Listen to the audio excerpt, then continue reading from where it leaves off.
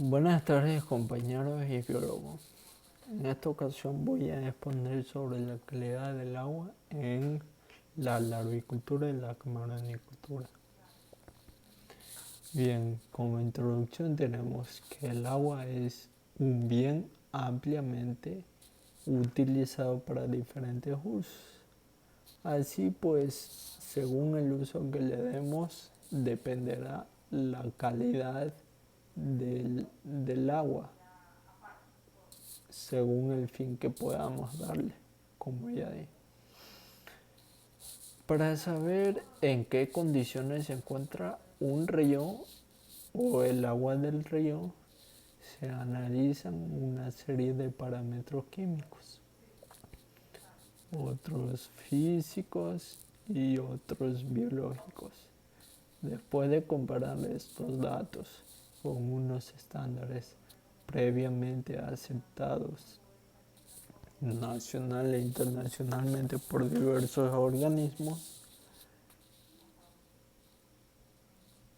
entonces nos indicarán la calidad del agua para los distintos usos que querramos darle, como para consumo, para la vida de los peces, para el baño, para actividades recreacionales, etc.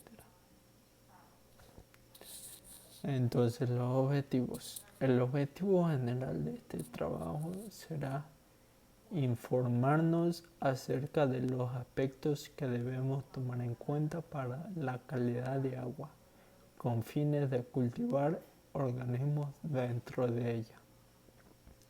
Y el objetivo específico es ver o revisar cuáles son los principales parámetros que inciden en una producción de organismos. La metodología. Entonces, este trabajo, o sea, la calidad de agua en la agricultura y camaronicultura, será un trabajo en el cual utilizaremos una metodología investigativa netamente bibliográfica. Recaudaremos la información de diferentes sitios web, de páginas web y también de los documentos proporcionados anteriormente por el docente. Entonces, la calidad de agua. El tratamiento del agua es fundamental para una buena salud y rendimiento de las larvas de camarón o de cualquier organismo que estemos cultivando. Una mala calidad de agua puede generar problemas en el cultivo, tales como bajos niveles de crecimiento y supervivencia, un retraso en la muda o en el estadio y aumento de fouling por epibiontes y deformidades. Según Gustavo y Alfaro en el 2012, estos documentan que el agua es el principal vector para la transmisión horizontal de agentes patógenos en cada uno de los estadios larvales. Bien, entonces aquí tenemos un procedimiento o un protocolo a seguir para evitar esto. Bien, entonces el agua proveniente del estero hacia el laboratorio debe ser sedimentada, o sea, debe entrar en reposo. Para esto, para ayudar al agua a esto, se podrá usar algunos elementos como cal, zeolita o sulfato de aluminio. El agua entrará a un proceso de decantación o de filtración por 7 días. Luego de este proceso, el agua nuevamente debe ser filtrada por diferentes filtros, como filtros de arena, de carbón activado o de membrana a un reservorio. Bien, entonces el objetivo de esto como ya dijimos, es retener toda la materia orgánica antes de ser distribuida a las diferentes áreas de producción, ya sea larvicultura, engorde, maduración.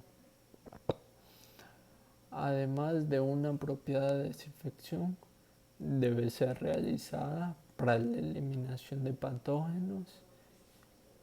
Adicionalmente a esto, todas las instalaciones, tuberías, sistemas de distribución de agua deben ser previamente desinfectadas antes y después del uso en la agricultura. El agua proveniente del mar contiene muchos nutrientes que las larvas de camarón necesitan para su desarrollo, pero a su vez también contiene microorganismos patógenos, para lo cual requiere una apropiada desinfección química con hipoclorito de calcio o de sodio. Bien, entonces la toma de parámetros. La toma de parámetros físico-químicos dan una información extensa de la química del agua y sus propiedades físicas, por lo que muchos investigadores recomiendan la utilización de ambos en la evaluación de este recurso hídrico, según Orozco y varios autores más en 2005. Bien, entonces aquí tenemos los parámetros más importantes a tomar en cuenta. Primero tenemos el oxígeno disuelto, que nos proporciona una medida de la cantidad de oxígeno disuelto, como dice su nombre, en el agua. Entonces, mantener una concentración adecuada de oxígeno disuelto en el agua es muy importante para la supervivencia de las larvas o de cualquier organismo. La temperatura, el material disuelto, los oxidantes inorgánicos, etcétera, afectan sus niveles. Por otro lado, la baja concentración de oxígeno disuelto puede ser un indicador de que el agua tiene una alta carga orgánica ocasionada por aguas residuales. Bien, también tenemos la conductividad, que la conductividad va relacionada con la salinidad por estar relacionada con las sales minerales y los iones. Bien, entonces la conductividad del agua es una medida de la capacidad que ésta tiene para transmitir la corriente eléctrica. Se debe tener en cuenta que las sales minerales son buenas conductoras y las materias orgánicas, por el otro lado, son pésimas conductoras o tienen poca conductividad. También tenemos el pH. El pH es una medida de concentración de iones de hidrógeno en el agua. Aguas fuera de un rango normal de 6 a 9 pueden ser dañinas para la vida acuática. Entonces aquí tenemos en un pH de 0 una batería, un pH de 1 los jugos gástricos, y del otro lado en un pH de 13 tenemos cloro, en un pH de 14 tenemos lo que conocemos como quitasarro. Bien, también tenemos la temperatura. La temperatura juega un papel sumamente importante en la solubilidad de la dilución de las sales y por lo tanto esta influye en la conductividad eléctrica. También en la determinación del pH, en el conocimiento del origen de la fuente del agua y de las eventuales mezclas que se pueden ocasionar. Tenemos la turbiedad o la turbidez. La turbidez del agua es provocada por la materia insoluble en suspensión o dispersión coloidal. Es un fenómeno óptico que consiste esencialmente en una absorción de luz combinada con un proceso de difusión.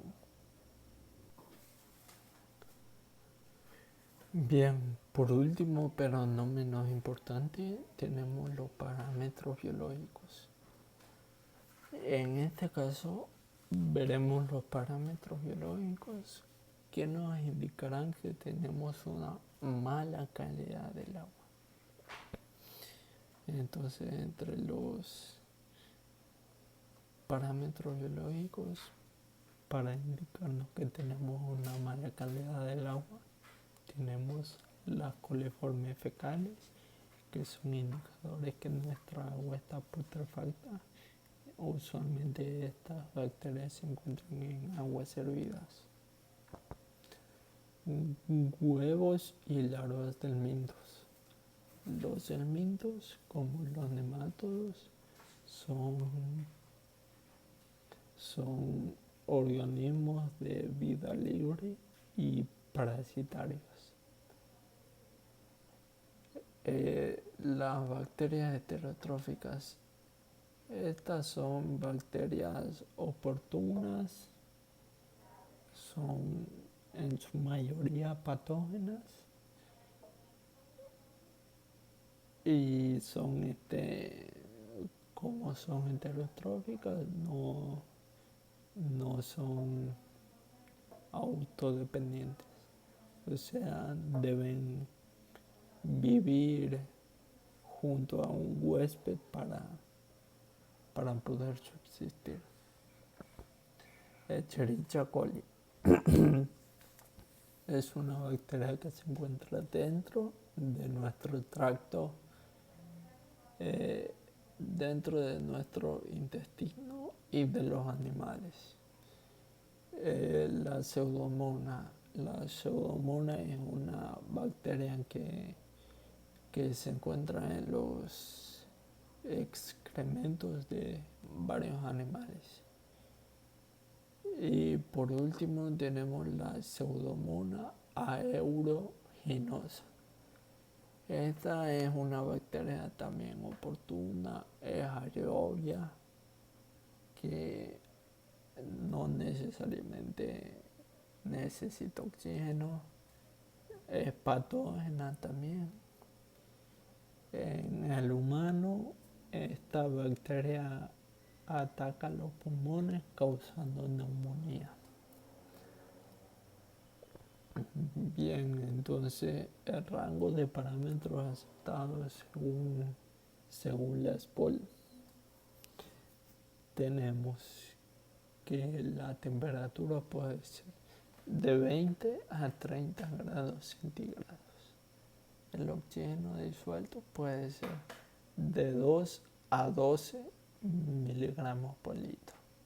El amonio puede ser no mayor a 2 miligramos por litro, ya que es tóxico en una mayor cantidad de 2 miligramos, mayor a 2 miligramos por litro. El pH de 7 a 8,5. Los iones, en este caso serían los iones más importantes que deberíamos tener en cuenta. Entre estos estarían el sodio, el potasio, el calcio y el magnesio. Y la conductividad de 30 a 60 miliohmios por centímetro. ohmios es una medida de la electricidad. Bien, entonces tenemos la discusión. Según Walski, en el 1974 se utilizan ciertas variables como el oxígeno disuelto, temperatura, coliformes, pH, sólidos solubles, turbidez, transparencia, nitratos, fosfatos, grasas, color y olor. Entonces, mediante estas variables son mediante las cuales se puede evaluar la fuente de las características organolépticas, efectos sobre la vida acuática y la salud humana. Bien, eso es de un autor. Pero Dunet en el 1979 propone la selección de variables de acuerdo al uso que se vaya a dar. Esto se divide en 4 categorías que están en la tabla 1, que ya la vamos a ver. Estas también se pueden definir teniendo en cuenta el tipo de uso que se le vaya a dar al agua. Como ya dije, por ejemplo, el agua para consumo, para recreación, para riego, para la industria, etc. Por lo que es importante definir un grado de jerarquía de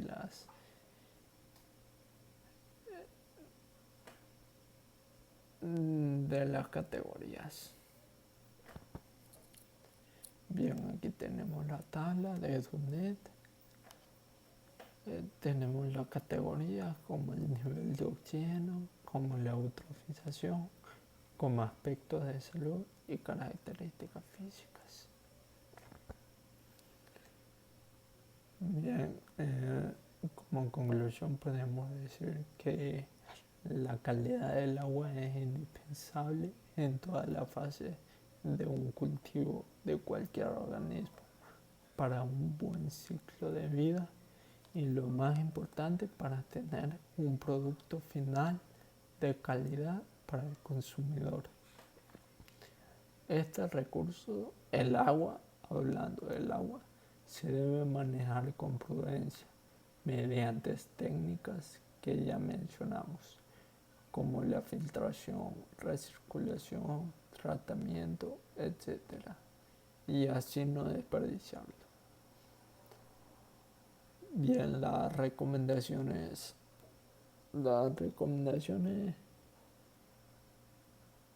están usar o investigar técnicas que se puedan usar en el medio para reducir el desperdicio de este líquido vital o usar métodos que puedan reducir al máximo el impacto causado por los insumos que usamos en el sector, hablando de insumos químicos.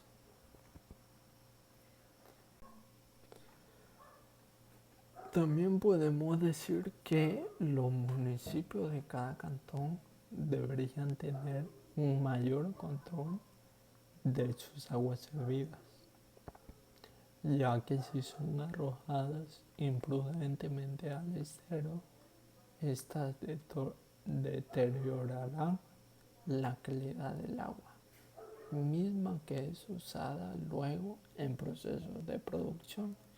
Entonces, si los municipios arrojan deliberadamente aguas servidas al estero, los municipios perjudicarán al productor.